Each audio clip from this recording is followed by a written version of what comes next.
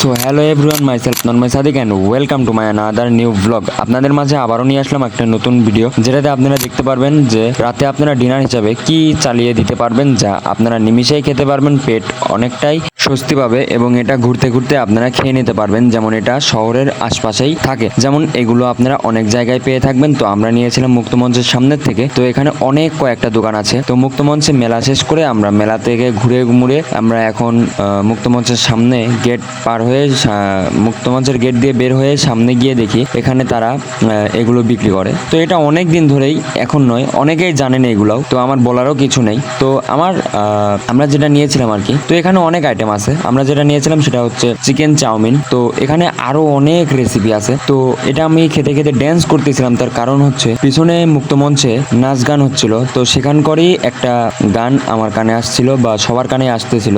গানের স্পিডটা একটু বেশি থাকার কারণে বাইরে পর্যন্ত আসতেছিল। তো আমি গানটা শুনলাম এবং খাওয়ার সঙ্গে সঙ্গে ওই গানটার সাথে একটু নাচতেছিলাম। এটা আমার উচিত হয়নি, তারপরেও ভুল একটা করে ফেলেছি। তো এভাবে আমাদের সময়টা কেটে গেল।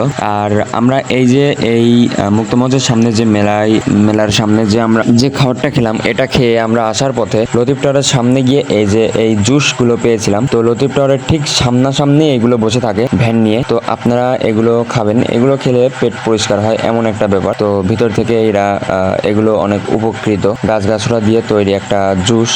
তাছাড়াও এর মধ্যে অনেক ফল ফুলও দেওয়া থাকে। আজকের ভিডিওটি এই পর্যন্তই। ভিডিওটি ভালো লাগলে লাইক কমেন্ট শেয়ার করে বন্ধুর মতো পাশে থাকবেন। এন্ড আপনাদের মাঝে আরো ভালো ভালো ভিডিও আনার চেষ্টা করছি। তো ভিডিওগুলো দেখার জন্য আমন্ত্রিত। ধন্যবাদ।